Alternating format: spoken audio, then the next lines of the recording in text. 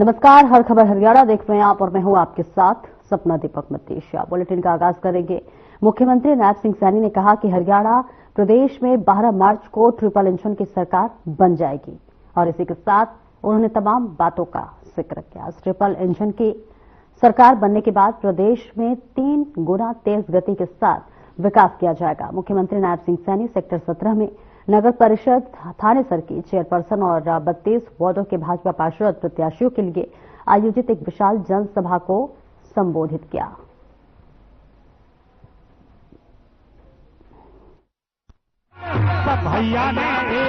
चुनावी रैली में आप सबका आशीर्वाद लेने के लिए आए हमारी नगर परिषद की भावी चेयरपर्सन कुरुक्षेत्र के लोगों का आज आशीर्वाद लेने के लिए आपके बीच में आई है और उनके साथ हमारे सभी वार्ड के प्रत्याशीगण वो भी आपका आशीर्वाद लेने के लिए आए हैं। मेरा आप लोगों से आग्रह है 32 के 32 कमल के फूल खिला करके यहां से माफी डांडा जी को चेयरमैन बनाने का काम करें। कुरुक्षेत्र के गांव कैसला में प्राकृतिक हेतु पर कार्यक्रम का आयोजन किया गया, जिसमें केंद्रीय कृषि मंत्री शिवराज सिंह चौहान ने शिरकत की और प्राकृतिक खेती का अवलोकन किया। इस दौरान मंत्री शिवराज सिंह चौहान ने कहा कि देश में प्राकृतिक खेती को बढ़ावा देने के लिए जल्द ही राष्ट्रीय स्तर की एक समिति का गठन किया जाएगा। इस समिति के जरिए देश के किसानों को प्राकृतिक खेती अपनाने के प्रति जागरूक करने के साथ ही प्रशिक्षण भी दिया जाएगा। उन्होंने कहा कि अगर देश के किसान प्राकृतिक खेती को सही तरीके से अपनाएंगे तो निश्चित ही किसानों को न केवल अच्छी आय होगी बल्कि धरती की उपजाऊ शक्ति को भी बचाया जा सकेगा।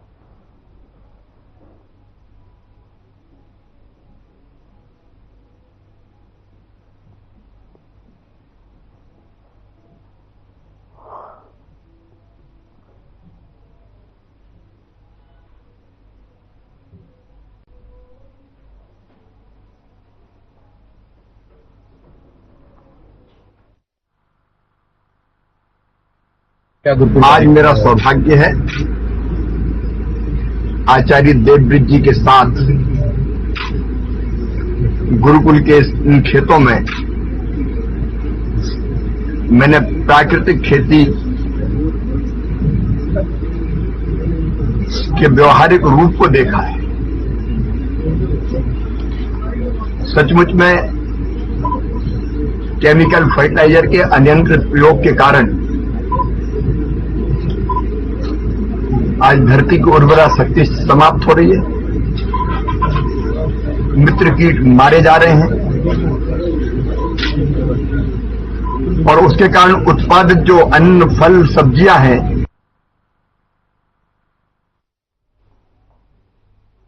हरियाणा के कैबिनेट मंत्री अनिल विज का बयान सामने आया है। उन्होंने राजद नेता तेजस्वी यादव के बयान पर निशाना साधते हुए कहा कि उनका असली रंग सामने आ गया है और जनता अब सच्चाई जानती है। बता दें कि तेजस्वी ने कहा था कि जब वे केंद्र में सत्ता में आएंगे तो ईवीएम को खत्म कर देंगे, जिस पर विज ने अपना प्रतिक्रिया दी। तेल होगा ना राधा नाचेगी। इनकी कहां से अब कोई सरकार बनाएगा? इनकी पोल तो खुल चुकी है, जनता इनकी सच्चाई को जान चुकी है। अब धोखा एक बार कोई खा सकता है, बार बार नहीं खाता। जनता बड़ी सियानी है। अब सपने लेने पे तो कोई प्रतिबंध नहीं है। विश्व के किसी भी सरकार ने सपने लेने पर आज तक टैक्स नहीं लगाया। इसलिए सपने लेते रहो और उसी से गुजारा करो, अपना सपनों में ही करो, सपनों में ही सरकार बनाओ। सपनों भवानीगढ़ के कुंगड़ में वीर शहीद Dharmveer government senior secondary school में आज जिला विधिक सेवा प्राधिकरण की तरफ से शिविर आयोजित किया गया, जिसमें विभिन्न विभाग की तरफ से स्टॉल लगाकर जन सुनवाई की गई। इस दौरान साइबर अपराध रोकथाम, यातायात सुरक्षा और स्वास्थ्य संबंधी विभाग ने नागरिकों को सावधानी सुरक्षा को लेकर आवश्यक जानकारियां दी। साइबर अपराध के बढ़ते मामले को लेकर उन्होंने बताया कि साइबर अपराध बचाव सुरक्षा में स्वयं सतर्क रहे और किसी अज्ञात व्यक्ति से अपनी जरूरी जानकारी साझा न करें।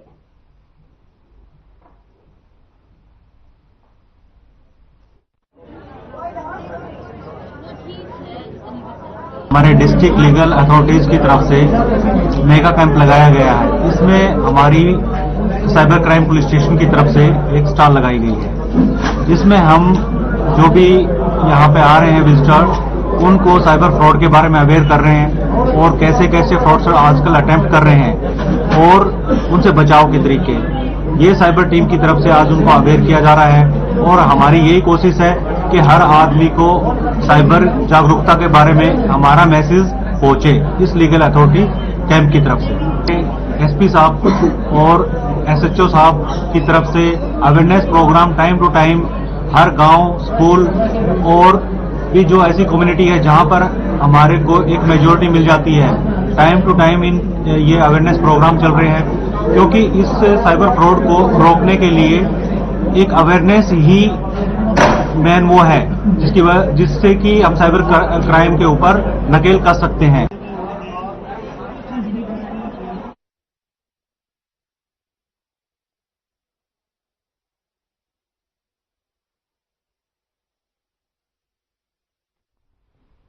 और चरखी दादरी रेलवे स्टेशन पर अमृत भारत योजना के तहत जीर्णोद्धार का कार्य किया जा रहा है।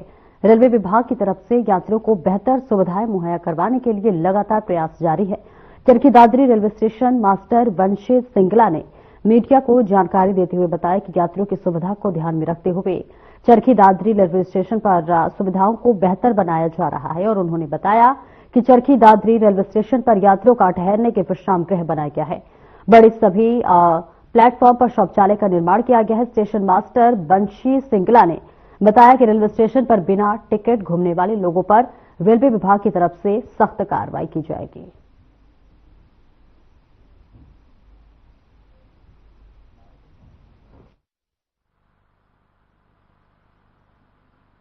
नहीं, ट्रेन में कोई दिक्कत नहीं आती है, बिल्कुल अच्छा लगता है, बिल्कुल सही है, अच्छा कर रहा है बिल्कुल। जी बिल्कुल, बहुत सुविधा मिलने लग रही है, पहले से काफी बेटर है। पहले मतलब इतना कुछ था नहीं जितना अब मेरे को इतनी सुविधा दिख रही है, आराम से आने जाने में, टाइम पर प्रॉपर सब सही है। देखो, स्टेशन पर रेलवे प्रयास कर रही है यात्रियों के लिए अच्छी से अच्छी सुविधाएं मिले। इसके लिए आप देख ही रहे हो, टिन शेड बनाया है, कई बेंचें लगी है और नए टॉयलेट बने हैं। और ऐसे में यात्रा करने वाले लोगों के लिए यहाँ वेटिंग रूम बना है। नई सुविधाएं काफी पहले से काफी अच्छा बेहतर लग रहा है। प्रधानमंत्री जी की योजना के अनुसार सौंदर्यीकरण का कार्य जोरों पे चल रहा है और पहले से बहुत अच्छा लग रहा है। नहीं, ऐसा कुछ नहीं है, सब बढ़िया चल रहा है। कभी कभार कोई यदि भीड़ हो जाती है तो वो एक अलग विषय है, लेकिन वैसे ओवरऑल सब कुछ बहुत सही टाइम से टिकट मिलती है। कुल मिला के हम ये कह दो दिन ब दिन अच्छा होता जा रहा है। बिल्कुल।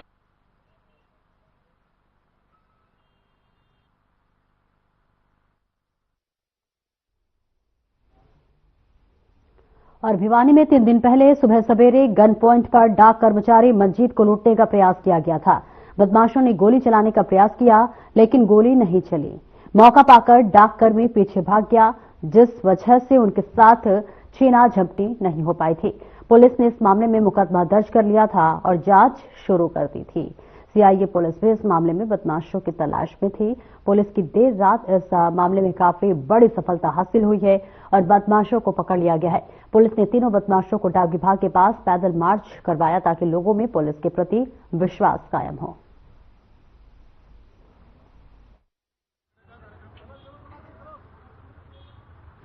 डाक खाना है, उसके पास वहाँ का एक कर्मचारी है मंजीत, जिससे स्नैचिंग की कोशिश हुई थी। उस दौरान इन्होंने, इनके पास एक वेपन था जो उसको चलाने की कोशिश की थी, पर वो फायर नहीं हुआ। इसके तहत हमने इसका मुकदमा नंबर 62 हमारे सिटी थाने में दर्ज हुआ था और इसमें बहुत अच्छा कार्य करते हुए हमारी जो सीआईए 2 की टीम है, वह साइबर और इवन हमारे जो चौकी और थाने के कर्मचारी हैं।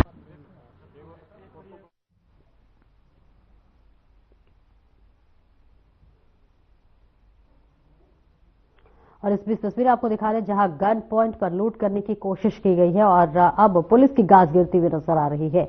जहां पर आपको बता दें कि डाक कर्मचारी से लूट का प्रयास किया गया है। लूटपाट का ये पूरा मामला आपको बता रहे हैं, जहां पूरे मामले में पुलिस जांच पड़ताल कर रही है। हालांकि आरोपियों को अब दबोच लिया गया है।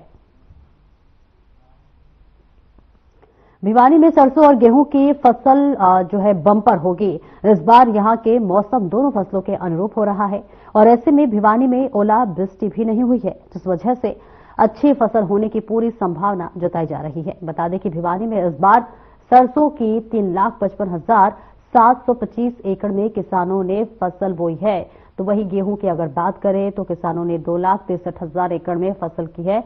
भिवानी के जिला कृषि अधिकारी विनोद फोगाट ने बताया कि अभी तक दोनों फसलें बिल्कुल ठीक हालत में हैं और फसल बम्पर होने की संभावना है। उन्होंने बताया कि किसान भी अगर सही मौसम रहा तो मालामाल होंगे।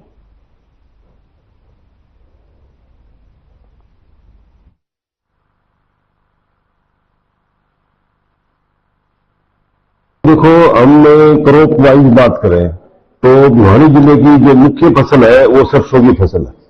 सरसों की फसल का मतलब ये है कि आधे से ज्यादा एरिया के अंदर लगभग 3,55,725 एकड़ के अंदर भिवानी जिले के अंदर सरसों की बिजाई होती है। उसके बाद जो मुख्य फसल है, जिस तरह आप कह रहे थे गेहूं की, गेहूं में लगभग 2,63,000 एकड़ के अंदर गेहूं की बिजाई होती है। अगर हम बात करें क्रॉप कंडीशन की, भिवानी जिले के अंदर आज लग सरसों की गेहूं की दोनों क्रॉप की बहुत अच्छी कंडीशन।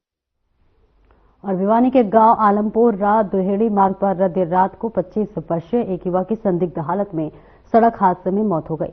मृतक के परिजनों ने हत्या की आशंका जताई है, जिसे लेकर तोशाम थाना पुलिस गंभीरता से जांच कर रही है। मृतक की भिवानी के सामान्य अस्पताल लाया गया है। जांच अधिकारी एएसआई नसीब सिंह परिजनों के बयान पर कार्रवाई कर रही है। भिवानी सामान्य अस्पताल पहुंचने पर डॉक्टरों ने उसे मृत घोषित कर दिया। वहीं पुलिस द्वारा जांच अधिकारी ने बताया है कि परिजनों के बयान पर मामला दर्ज कर लिया गया है।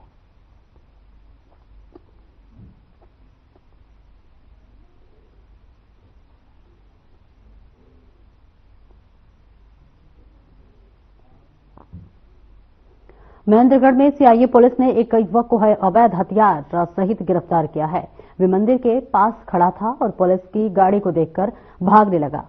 सदर थाना पुलिस ने आरोपी के खिलाफ मामला दर्ज कर जांच शुरू कर दी है। पुलिस उसकी क्राइम हिस्ट्री खंगाल रही है। पुलिस ने उसकी तलाशी ली तो उससे एक देसी पिस्टल बरामद हुआ। राहुल से देसी पिस्टल के बारे में लाइसेंस व परमिट मांगा तो वह कोई लाइसेंस व परमिट नहीं दिखा सका। पुलिस ने आरोपी को हथियार सहित गिरफ्तार कर मामला दर्ज कर लिया है और जांच शुरू कर दी है।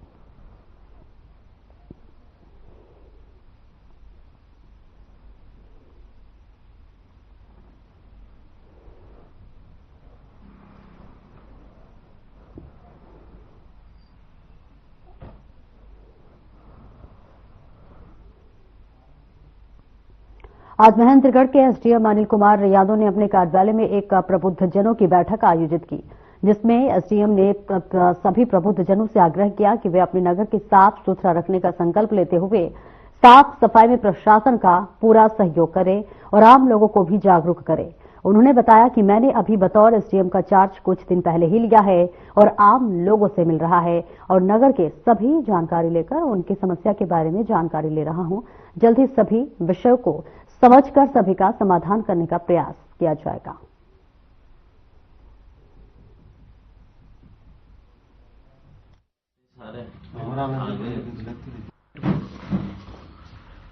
आज आप सब जितने भी लोग पत्रकार महोदय जो बुद्ध लोग आए हैं उन सबका मैं स्वागत करता हूं।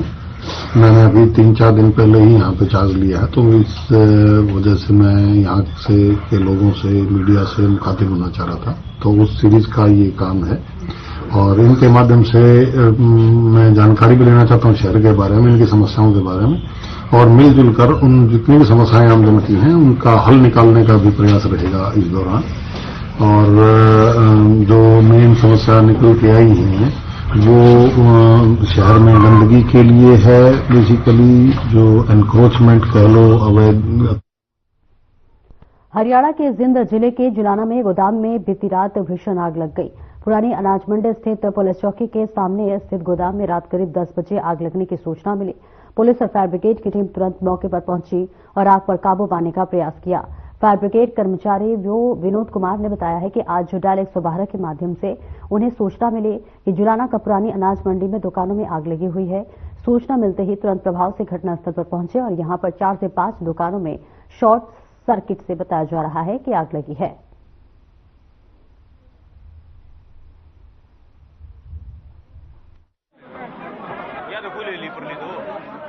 यहाँ पे इनको पता लगा कि गोदामा मांगला परवाणिया में भाग्य आई थोड़ा दिल के साथ। किस टाइम पता लगा आपको? हमने 8:15 बजे पता लग गया था जी। अच्छा, उसके बाद क्या किया? उसके बाद यहाँ देखा फायर ब्रिगेड का पानी पड़ गया, फिर नाली में लेकर पानी फिर मारा जी नाले में। कितनी देर के बाद आग पर काबू पाया? आग तकरीबन 1-1.5 घंटा में काबू पाया है। कितना नुकसान लगभग? काफी नुकसान है, 4-5 गोदाम जल गए। बहुत ही बात किया, हमारा तो इतना मोटा नुकसान हुआ, भरपाई होनी बहुत मुश्किल है। किस तरह से आग लगी है? बाबू जी बिजली शॉर्ट तो लगी है, वहाँ लोग बैठे थे, उन्होंने बताया बिजली शॉर्ट हुई, एकदम आग लग गई आपका। कितना नुकसान लगभग आपका? 25-30 लाख का नुकसान हो गया होगा। काबू कर लिया आपको सब फायर ब्रिगेड कैमरा सभी आ गए। किस प्रकार से आग लगी है सर? कितनी दुकानों में? 3-4 दुकानों में लगी है। बात ये फाइबर लगी हुई थी, फाइबर की वजह से ना कौन सी शॉर्ट सर्किट हुआ जी? अच्छा, कितनी दुकानों में आग लगी अभी? 5 दुकान। आपको किस समय पता लगा? हम यहाँ लड़का पेशाब करने वास्ते आया था जी, उसने देखा आग लग रही है, उसने दुकानदारों को बुलाया, फायर ब्रिगेड को फोन कराया, जब लोग इकट्ठे होकर फायर ब्रिगेड की सहायता से आग बुझाई। और 2 दिवसीय मेले में फरीदाबाद, पलवल और मेवात जिले के 800 किसानों ने भाग लिया। मेले के दौरान 2 दर्जनों में अधिक किसानों को बागवानी रत्न पुरस्कार व बागवानी सम्मान रत्न पुरस्कार वितरित किए गए। शुक्रवार को एकीकृत बागवानी उत्कृष्टता केंद्र तीसरे एक्सपो मेले में समापन समारोह के दौरान किसानों को संबोधित करते हुए मुख्य अतिथि डॉक्टर मनोज भानुकर ने कहा कि किसान की समृद्धि से ही देश की समृद्धि होती है। ऐसे में केंद्र और प्रदेश सरकार किसानों की उन्नति का हर संभव प्रयास कर रही है। प्रदेश व केंद्र सरकार की ओर से किसानों के लिए कई कल्याणकारी योजनाएं बनाई जा रही हैं और जिसका किसानों को बहुत लाभ मिल रहा है।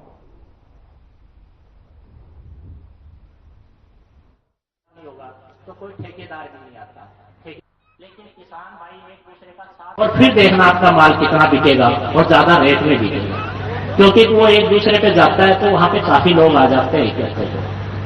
तो आपको ऐसे सारी चीजों का करना है। हमने मधुमक्खी का सेंटर बनाया IBDC रामनगर में। तो छोटे किसान हैं, उनको अनुदान जमीन नहीं है, तो बिना जमीन के कैसे किसान, गरीब किसान है या फिर शेड्यूल कास्ट फैमिली से, उसके लिए भी हमने अलग से स्कीम बनाई। उनके पास इतना पैसा नहीं होता, अनुसूचित जाति के किसान होते हैं, तो 85% अनुदान पे हम उनको नेट हाउस, पोली हाउसेज के लिए, ताकि 1 एकड़ में लगा दें। हमारे किसान भाई इकट्ठे हुए थे, 2 दिन से प्रोग्राम चला हुआ है, 20-21 का ये प्रोग्राम था। तो इनको हमारे जो भी तकनीकी हमारे विशेषज्ञ हैं, उन्होंने इनको सारी जानकारी दी है बागवानी में, बाग लगाने की विधियां, सब्जी लगाने की विधियां, सारा कुछ इनको जानकारी देकर यहाँ से संतुष्ट करके भेजा जा रहा है और ये बहुत ही सफल प्रोग्राम है। किसानों को हमने यहाँ पर बताया है कि बागवानी विभाग जो कार्य कर रहा है वो किस तरह से किसानों के हित में सब्सिडी की स्कीमें चलाता है। अलग अलग स्कीमों का उनको विवरण दिया गया है, अलग अलग सब्सिडीज के बारे में सारा कुछ उनको बताया है। और खबर सिरसा से है, जहां पर रिस्क लिया खेड़ा निवासी रोहतास पारिक ने अपने बेटे के शादी बिना दहेज के कराकर पारिक समाज में एक अनुकरणीय उदाहरण पेश किया, जिसकी समाज में हर जगह प्रशंसा हो रही है। बताते चले कि रिसा लिया खेड़ा निवासी रोहतास पारिक के पुत्र की शादी 20 फरवरी को धूमधाम से हुई थी। तो सिरसा में देखिए बिना दहेज की शादी की गई है, हर तरफ प्रशंसा किया जा रहा है, क्योंकि देखिए आज के जमाने में दहेज के लिए भी ना लेने के लिए भी लगातार लोगों को जागरूक किया जाता है और ऐसे में ये शादी एक मिसाल कायम करती है, जहां बिना दहेज की शादी हुई, जिसकी हर तरफ लोग प्रशंसा कर रहे हैं और इस शादी की हर जगह चर्चा हो रही है। सिरसा से ये खबर आपको दिखा रहे हैं, जहां पर एक कपल जो कि बिना दहेज की यहाँ पर शादी हुई है, हर कोई इस शादी का प्रशंसा कर रहा है, तारीफ करता हुआ नजर आ रहा है और सभी अनुकरणीय उदाहरण बता रहे हैं कि जिसके लिए एक अनुकरणीय उदाहरण पेश किया गया है। हर कोई इस शादी का प्रशंसा करता हुआ नजर आ रहा है।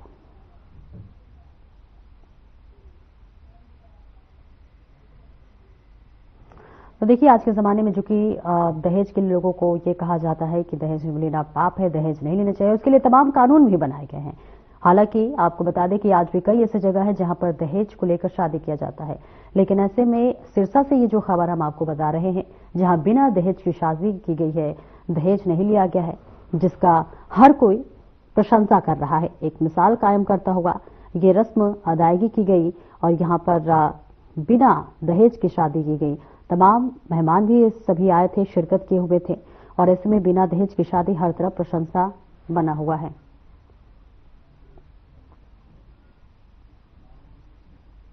फिलहाल मेरे साथ इस बुलेटिन में इतना ही और अब वक्त हो चला है हमारे खास कार्यक्रम डॉक्टर राकेश गुप्ता के साथ प्लस माइनस का। नमस्कार दोस्तों, आज का विषय हर किसी के